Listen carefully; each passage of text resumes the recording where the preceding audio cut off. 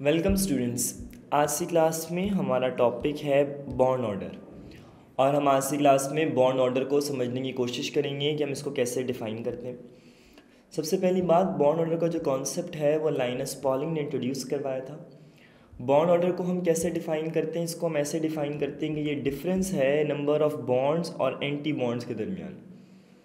अब बॉन्ड और anti bond, ये bonding molecular orbital, anti bonding molecular orbital, क्या चीज़ें हैं ये पहले तो हमें इसको समझना पड़ेगा। उसके बाद हम आपको बता सकेंगे कि बॉन्ड ऑर्डर होता क्या है एक्चुअल प्रैक्टिस में। बॉन्ड ऑर्डर इट्सेल्फ ऐसी चीज़ है जो नंबर ऑफ़ इलेक्ट्रॉन पेयर्स जो दो एटम्स के दरमियान है उसको बता देता है, उसकी डिटेल इन्फॉर्मेशन प्रोवाइड करता है। सबसे पहले तो कॉन्सेप्ट समझना पड़ेगा कि हमारे पास कैरेक्टरिस्टिक्स क्या होती हैं बॉन्डिंग और एंटी बॉन्डिंग मॉलिक्यूलर ऑर्बिटल की। जब हमने मॉलिक्यूलर ऑर्बिटल थ्योरी पढ़ी थी, अगर किसी ने नहीं पढ़ी तो हमारा प्रीवियस लेक्चर देख सकता है, तो उसके अंदर हमने कुछ बातें बताई थी आपको कि मॉलिक्यूलर ऑर्बिटल एक दूसरे के साथ कंबाइन होते हैं और नए मॉलिक्यूलर ऑर्बिटल तैयार होते हैं। हाइब्रिडाइजेशन में भी यही होता है, जितने मॉलिक्यूलर ऑर्बिटल आपस में दूसरे के साथ मिक्स होते हैं उतने नए बनते हैं। अब होता क्या है, हम ये कहते हैं कि जो बॉन्डिंग मॉलिक्यूलर ऑर्बिटल्स होते हैं उनकी हमारे पास लोअर एनर्जी होती है एटॉमिक ऑर्बिटल से। अच्छा सर, एटॉमिक ऑर्बिटल्स क्या होते हैं? देखिए, एटॉमिक ऑर्बिटल को अगर हम समझने की कोशिश करें तो आसान अल्फाज में ये आपके सामने दो मैं ऑर्बिटल्स ड्रॉ कर रहा हूँ। ये आपके पास है एटॉमिक ऑर्बिटल एस, ये एटॉमिक ऑर्बिटल एस, दो एटॉमिक ऑर्बिटल्स आ गए।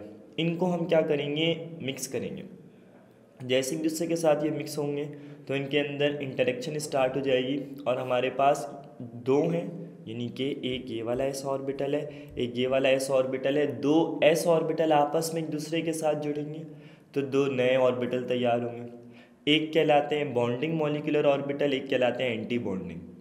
बॉन्डिंग में और एंटी बॉन्डिंग में जो बुनियादी फ़र्क है वो हमारे पास इनकी एनर्जीज़ का है। अगर हम लोग बात करें बॉन्डिंग मॉलिक्यूलर ऑर्बिटल की, तो बॉन्डिंग मॉलिक्यूलर ऑर्बिटल वो होते हैं जिनकी एनर्जी कम हो जाती है, यानी दो एटॉमिक ऑर्बिटल आपस में एक दूसरे के साथ जुड़ गए, मर्ज हो गए, मिक्स हो गए। तो कुछ इसमें फिर दो कैटेगरीज होती हैं, यानी दो एटॉमिक ऑर्बिटल जुड़ रहे हैं तो कुछ हायर एटॉमिक लेवल पे जा रहे हैं, कुछ लोअर पे जा रहे हैं। तो हमारे पास बॉन्डिंग मॉलिक्यूलर ऑर्बिटल वो होते हैं जिनके अंदर लोअर एनर्जी होती है और इलेक्ट्रॉन पहले उन्हीं में फिल होते हैं, क्योंकि उनके अंदर इलेक्ट्रॉन डेंसिटी मैक्सिमम होती है बिटवीन द टू न्यूक्लियाई। ये जो है आपके पास आप देख सकते हैं, ये आपस में जुड़ गए। ये जब जुड़ गए तो ये बॉन्डिंग मॉलिक्यूलर ऑर्बिटल बन गए और ये वाले जो हैं ये आपके पास एंटी बॉन्डिंग मॉलिक्यूलर ऑर्बिटल बन गए। यानी होता क्या है, ये हमारे पास एस था, ये भी एस था, दोनों आपस में एक दूसरे के साथ मर्ज हुए। जैसे ये मर्ज होंगे हमारे पास बॉन्डिंग मॉलिक्यूलर ऑर्बिटल बनेंगे और ये कहलाएगा sigma bonding molecular orbital. Sigma क्यों कहला रहा है? क्योंकि हेड टू हेड ओवरलैपिंग है। तो जब भी हमारे पास हेड टू हेड ओवरलैपिंग होगी तो वो हमारे पास सिग्मा बॉन्डिंग मॉलिक्यूलर ऑर्बिटल कहलाएगा। और ऊपर वाला भी सिग्मा बॉन्डिंग है लेकिन वो एंटी बॉन्डिंग है। असल में जब आपके पास ऑर्बिटल मिक्स हो रहे हैं तो दो एक साथ मर्ज होकर बना रहे हैं लोअर एनर्जी वाले, वो बॉन्डिंग मॉलिक्यूलर ऑर्बिटल हैं। जो हायर पर जा रहे हैं वो एंटी बॉन्डिंग मॉलिक्यूलर ऑर्बिटल है। इसीलिए हम इसको सिग्मा स्टेरिक का नाम दे रहे हैं, इसको सिंपल हम किसका नाम दे रहे हैं? सिग्मा का नाम दे रहे हैं। इन दोनों के दरमियान में एक चीज़ है जिसको हम नोडल प्लेन बोलते हैं। नोडल प्लेन वो जगह है जहाँ पर इलेक्ट्रॉन के होने के चांस ज़ीरो होंगे। यानी हो ये रहा है कि जब दो ऑर्बिटल जुड़ रहे हैं, इलेक्ट्रॉन आपस में दूसरे के साथ मर्ज हो रहे हैं, तो एक ऑर्बिटल वो फॉर्म हो रहा है जो एमओ है, लेकिन वो एमओ ऐसा है कि उसकी एनर्जी कम है, और एक और मॉलिक्यूलर ऑर्बिटल यानी एमओ है जिसकी एनर्जी ज़्यादा है। सिमिलरली यही फिनोमिना अगर हम एंटी बॉन्डिंग के लिए बोलते हैं तो एंटी बॉन्डिंग के बारे में बता दिया कि it has a higher energy than the two combining atomic orbital. तो दो कंबाइनिंग एटॉमिक ऑर्बिटल से ज़्यादा एनर्जी, इसकी एनर्जी ज़्यादा होगी, इसकी एनर्जी हमारे पास कम होगी। It is produce due to destructive interaction. इसमें डिस्ट्रक्टिव इंटरेक्शन होती है और इसमें कंस्ट्रक्टिव इंटरेक्शन होती थी। और इसमें जो इलेक्ट्रॉन डेंसिटी का रीज़न है वो हमारे पास दो न्यूक्लियस के दरमियान तो है, लेकिन वो बाइसेक्ट हो गया है इंटर न्यूक्लियर एक्सिस पे आके। यानी इलेक्ट्रॉन डेंसिटी वैसी नहीं है जैसी बॉन्डिंग मॉलिक्यूलर ऑर्बिटल में होती है। बॉन्डिंग मॉलिक्यूलर ऑर्बिटल में तो इलेक्ट्रॉन डेंसिटी मैक्सिमम होती है, जबकि इसमें इलेक्ट्रॉन डेंसिटी स्प्लिट हुई हुई है, बाइसेक्ट हुई हुई है। तो हमें ये नहीं पता कि हमारे पास किस तरह से मामलात को लेके चलना है। एमओटी मॉलिक्यूलर ऑर्बिटल थ्योरी ये सजेस्ट करती है कि हमारे पास जो भी बॉन्ड ऑर्डर है, जो भी हमारे पास बॉन्ड ऑर्डर है, मैग्नेटिक प्रॉपर्टीज़ को बता देता है वो। अभी आगे चल के हम मैग्नेटिक प्रॉपर्टीज से बात करेंगे। असल में इसकी मदद से बॉन्डिंग एंटी बॉन्डिंग के अंदर जो इलेक्ट्रॉन्स होते हैं उनको हम काउंट करते हैं, उसकी मदद से हम लोग निकालते हैं बॉन्ड ऑर्डर। बॉन्ड ऑर्डर का फॉर्मूला हमारे पास होता है N B minus N A upon two. N B क्या है, नंबर ऑफ बॉन्डिंग यानी electrons in bonding molecular orbital, और number of electrons in anti bonding molecular orbital. इन दोनों को सब्ट्रैक्ट करते हैं, डिवाइड बाय 2 करते हैं, तो आपके पास बॉन्ड ऑर्डर कैलकुलेट हो जाता है। अब क्या हो रहा है, ये हमारे पास एस है, ये भी एस है, दोनों आपस में जुड़ गए। हायर एनर्जी वाले को बोल दिया sigma anti bonding molecular orbital, lower energy वाले को बोल दिया सिग्मा बॉन्डिंग मॉलिक्यूलर ऑर्बिटल। अब कैसे निकाले जाते हैं बॉन्ड ऑर्डर, तो उसके लिए हमें इनके कुछ डायग्राम्स हैं, मॉलिक्यूलर ऑर्बिटल डायग्राम्स जो हैं उनको हमने अंडरस्टैंड करना पड़ेगा। जैसे हम उनको समझेंगे हमें ये वाली बातें और अच्छे से क्लियर हो जाएंगी। लेकिन बात ये है कि सिर्फ एस एस से बॉन्डिंग नहीं होती। जैसे ये आपके पास एस है, ये आपके पास पी है, तो एस और पी जुड़े तो आपके पास एस पी बॉन्डिंग बनी। अब इसमें भी दो कैटेगरीज आ जाएंगी, एक आपके पास एस पी जुड़ने के बाद आएंगे सिग्मा बॉन्डिंग मॉलिक्यूलर ऑर्बिटल, एक आपके पास आ जाएंगे sigma anti bonding molecular orbital. यानी दोनों तरह के आपके पास जो बॉन्डिंग्स हैं वो शो हो जाती हैं। Bonding sigma bond molecular orbital भी शो हो जाएगा और वो सिग्मा होगा, और सिग्मा स्टेरिक यानी एंटी मॉलिक्यूलर ऑर्बिटल भी आपके पास क्या हो जाता है, शो हो जाता है। It depend upon the condition कि हमारे पास मामलात कैसे चल रहे हैं, दोनों तरह के जो ऑर्बिटल्स हैं वो हमारे पास शो होते हैं। अब हम आगे बढ़ेंगे तो नेक्स्ट हमारे पास क्या है, नेक्स्ट में हमारे पास है पी पी ऑर्बिटल हैं। तो जैसे ये आपके पास एक पी है, ये भी आपके पास पी है, तो जैसे ही पी पी आपके पास जुड़ेंगे तो दो ये नहीं कि ये वाला पी जुड़ गए, दो पी जुड़ जाएंगे, तो जैसे ही पी पी आपके पास जुड़ेंगे तो आपके पास ये भी सिग्मा बनाएगा। और सिग्मा में भी इसमें दो कैटेगरीज हो जाएंगी, एक बॉन्डिंग होगा और एक हमारे पास एंटी बॉन्डिंग होगा। अब उसको हम देख लेते हैं कि कौन सा बॉन्डिंग होता है, कौन सा एंटी बॉन्डिंग होता है। अब अगर हमारे पास पी पी ओवरलैपिंग हो रही है तो वो कैसे डिफाइन होगी, ये हमारे पास एक पी ऑर्बिटल है, ये वाला दूसरा भी हमारे पास पी ऑर्बिटल है। तो जैसी पी पी आपस में दूसरे के साथ मर्ज हुए, इसमें अब दो कैटेगरीज बनेंगी, एक बनेंगी एंटी बॉन्डिंग मॉलिक्यूलर ऑर्बिटल और एक बनेंगी बॉन्डिंग मॉलिक्यूलर ऑर्बिटल। बॉन्डिंग वाले में क्या होगा, जैसे ही आपस में जुड़ेंगे तो ये आपके पास एक पर्टिकुलर रीजन बन जाएगा जो कि पॉजिटिव साइड होगी, बाकी दो नेगेटिव साइड हो जाएंगी। यानी एक वो हो जाते हैं, स्ट्रेच हो जाते हैं जब ये आपस में जुड़ते हैं, एक तरफ से स्ट्रेचिंग हो जाएगी, दूसरी तरफ से कॉन्ट्रैक्शन हो जाएगी। ये आपके पास कहलाएंगे सिग्मा मॉलिक्यूलर ऑर्बिटल, या आप इसको कह सकते हैं ये बॉन्डिंग मॉलिक्यूलर ऑर्बिटल है, वो सिग्मा की कैटेगरी में लाए कर गए। अब इसके बाद जो है हमारे पास नेक्स्ट जो होगा वो एंटी बॉन्डिंग होगा। एंटी बॉन्डिंग इसमें कैसे ड्रॉन होना है, एंटी बॉन्डिंग में एक नॉर्डल प्लेन होना है। नॉर्डल प्लेन वो पर्टिकुलर जगह है जहाँ पे इलेक्ट्रॉन होने के जो चांसेस हैं वो हमारे पास क्या होते हैं, ज़ीरो होते हैं। तो ये दरमियान में इसके एक कोई ना कोई नॉर्डल प्लेन लाजमी आ जाएगा। तो आप देख सकते हैं यहाँ पे हमारे पास एक नॉर्डल प्लेन जो है वो जनरेट हो जाएगा, और ये जैसे ही नॉर्डल प्लेन हमारे पास आएगा आपके पास इन दोनों के दरमियान में सेपरेशन हो जाएगी। एक उसूल समझ लें, जो मॉलिक्यूलर बॉन्डिंग ऑर्बिटल्स हैं और वो सिग्मा की कैटेगरी में है, एंटी नहीं है, वो आपके पास नीचे रहेंगे, और जो एंटी हैं यानी जो एंटी बॉन्डिंग मॉलिक्यूलर ऑर्बिटल्स हैं वो ऊपर आ जाएंगे, क्योंकि उनकी एनर्जी क्या होगी, हमारे पास हायर एनर्जी होगी। तो इसकी वजह से इन दोनों के दरमियान में ये फ़र्क हमें लाजमी रखना पड़ेगा। अब बॉन्ड ऑर्डर है क्या चीज़, तो ये मैं बता चुका हूँ आपको कि एंटी बॉन्डिंग और बॉन्डिंग के दरमियान एक रेशियो है, एक एवरेज है जो हम कैलकुलेट कर रहे होते हैं। Bond order itself electron pair को रिप्रेजेंट करता है, इससे हम लोग मैग्नेटिक बिहेवियर को कैलकुलेट कर लेते हैं। देखिए एक बात को समझें, एक मैग्नेटिक बिहेवियर है जिसे हम कहते हैं पैरामैग्नेटिज्म, दूसरा है डायमैग्नेटिज्म। ऐसे सब्सटेंस जिसमें अनपेयर्ड इलेक्ट्रॉन्स होते हैं उनके ऑर्बिटल्स के अंदर, वो एक्सटर्नल मैग्नेटिक फील्ड से अट्रैक्ट हो जाते हैं, उन्हें हम लोग क्या कहते हैं, उन्हें हम लोग पैरामैग्नेटिक कहते हैं, जिसकी मिसाल हमारे पास O2 मॉलिक्यूल है। डायमैग्नेटिक क्या होते हैं, ऐसे सब्सटेंसेस होते हैं जो कि रिपेल करते हैं एक्सटर्नल मैग्नेटिक फील्ड को, वो डायमैग्नेटिक कहलाते हैं, जैसे हाइड्रोजन या नाइट्रोजन है। अब इसको कैलकुलेट करना पड़ेगा। पहले बस ये ध्यान रख लें, अनपेयर्ड इलेक्ट्रॉन्स हैं ऑर्बिटल्स के अंदर और दूसरे हैं पेयर्ड इलेक्ट्रॉन्स उनके ऑर्बिटल्स के अंदर हैं। तो अगर पेयर्ड हैं तो आपके पास डायमैग्नेटिक हैं, अनपेयर्ड हैं तो पैरामैग्नेटिक है। दोनों की एग्जांपल्स को हम समझेंगे तो हमें और क्लैरिटी हो जाएगी। इसके लिए जिसको हमें सबसे पहले समझना है जिस मॉलिक्यूल को, वो मॉलिक्यूल है हमारे पास H2 मॉलिक्यूल। अब हम H2 मॉलिक्यूल को अंडरस्टैंड करने की कोशिश करेंगे कि हमारे पास इसको कैसे रिप्रेजेंट किया जाता है। देखिए एक बात समझ लें, अगर हम लोग हाइड्रोजन एटम की बात करते हैं तो हाइड्रोजन एटम के अंदर हमारे पास एक इलेक्ट्रॉन है। ये इस तरह से है कि एक हाइड्रोजन ये रहा, दूसरा हाइड्रोजन आपके पास ये रहा, दो हाइड्रोजन्स हैं, दोनों के अपने अपने एटॉमिक ऑर्बिटल्स हैं, दोनों आपस में जुड़ेंगे तो मॉलिक्यूलर ऑर्बिटल फॉर्म हो जाएगा। थ्योरी ये कहती है कि अगर आपके पास ये वाला हाइड्रोजन है तो इसके अंदर एक इलेक्ट्रॉन है, तो ये इसकी इलेक्ट्रॉनिक कॉन्फ़िगरेशन 1s1 है। ये दूसरा हाइड्रोजन है, इसकी इलेक्ट्रॉनिक कॉन्फ़िगरेशन 1s1 है।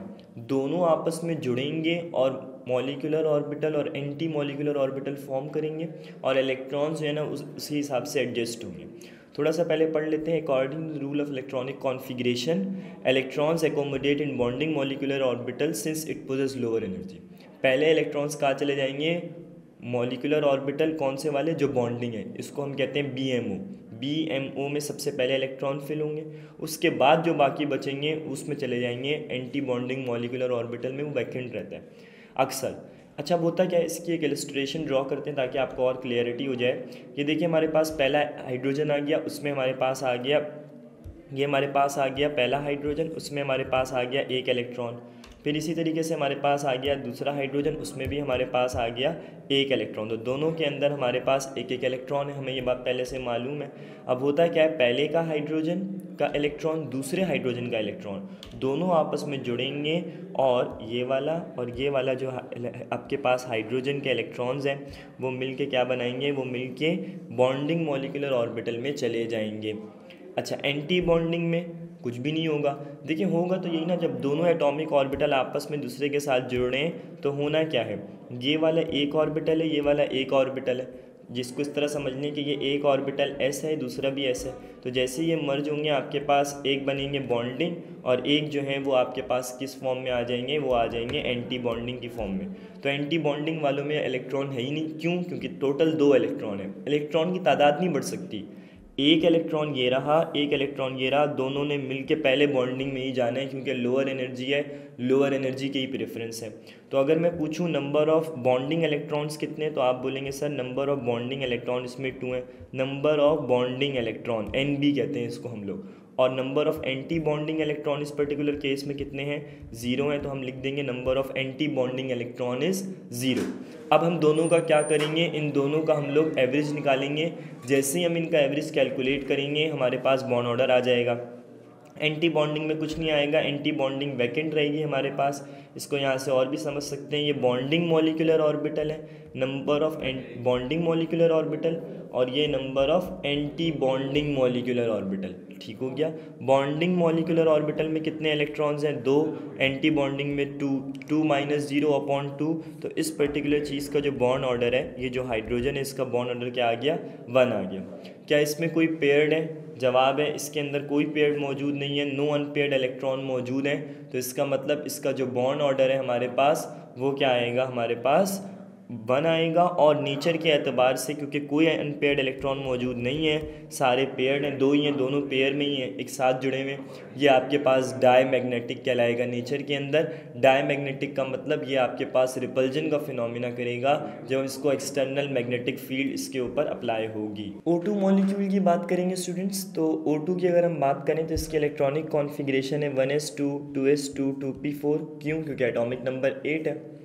अब अगर इसमें हम बॉन्डिंग देखें तो ज़ाहिर है वैलेंस शेल बॉन्डिंग बनाते हैं, लेकिन एक रीकैप के लिए हम आपको दोनों ऑक्सीजन के जो 1s ऑर्बिटल्स हैं उनके दरमियान में बॉन्डिंग दिखाते हैं, क्योंकि 5 एटॉमिक ऑर्बिटल हमारे पास फॉर्म हो सकते हैं जो टोटल 10 मॉलिक्यूलर ऑर्बिटल्स को ड्रॉन करेंगे। जब बॉन्ड ऑर्डर निकालेंगे तो उसका तरीक़ाकार हम आपको सिखा देते हैं। सबसे पहली तो बात अगर हम इसको देखें तो ये हमारे पास है 1s वाली जो डायग्राम है ये हमारे पास फॉर्म हो सकती है, लेकिन बात ये है कि अगर हम इस 1s वाली डायग्राम को देखें, इसमें हमारे पास आ जाएगा 1s2, इसमें भी हमारे पास आ जाएगा 1s2, क्योंकि 2 इलेक्ट्रॉन्स हैं। तो इसमें हमारे पास एक इलेक्ट्रॉन इधर आ गया, एक इलेक्ट्रॉन इधर आ गया, दोनों मर्ज होंगे। जैसे ही दोनों मर्ज होंगे हमारे पास, तो इनके मर्ज होते साथ ही हमारे पास 2 बनेंगे बॉन्डिंग में, क्योंकि टोटल 4 है ना, तो 2 आ गए बॉन्डिंग में, 2 हमारे पास किस जगह पर आ गए? एंटी बॉन्डिंग में। तो 2 आ गए बॉन्डिंग में, 2 हमारे पास किधर सिचुएट हो गए? एंटी बॉन्डिंग मॉलिक्यूलर ऑर्बिटल बन गए। इसके बाद फिर हम आगे बढ़ेंगे 2s2 में आएंगे, उसमें भी इसी तरह की डायग्राम ड्रॉ होगी एज इट इज़। फिर उसके बाद हम जाएंगे 2p4 वाले केस में। तो अब ज़रा गौर से देखें, अगर हम इसके बाद अगले वाले केस में चले जाते हैं। अच्छा, बार बार इसको थोड़ा सा समझ लें ताकि आपको और क्लैरिटी हो। ये वाले जो है ना, ये 1s2 के लिए बना रहा हूँ, ये वाला जो बना रहा हूँ ये 2s2 के लिए बना रहा हूँ। सेम सिनेरियो है दोनों के अंदर। 1s2 में 2 इलेक्ट्रॉन ये आ गया पहले वाले ऑक्सीजन के लिए, ये दूसरे वाले ऑक्सीजन के लिए, दोनों का 1s है, तो दो दो इलेक्ट्रॉन, दो आ गए बॉन्डिंग में, दो आ गए एंटी बॉन्डिंग में। बिल्कुल सेम 2s2 में भी होगा, दो इलेक्ट्रॉन इधर आ गए, दो इलेक्ट्रॉन इधर आ गए, तो दो चले जाएंगे बॉन्डिंग मॉलिक्यूलर ऑर्बिटल में, पहले बॉन्डिंग में, बाद में कहाँ चले जाएंगे, बाद में चले जाएंगे एंटी बॉन्डिंग के अंदर। तो दो आ गए बॉन्डिंग मॉलिक्यूलर ऑर्बिटल, दो आ गए एंटी बॉन्डिंग मॉलिक्यूलर ऑर्बिटल। हमने देखें क्या किया, पहले 1s2 का मॉलिक्यूलर ऑर्बिटल डायग्राम बनाया, फिर 2s2 का मॉलिक्यूलर ऑर्बिटल डायग्राम बनाया। अब इसके बाद हम बढ़ते हैं आगे। जैसे ही हम आगे बढ़ेंगे तो इसके बाद ये आ गया हमारे पास 1s और 2s।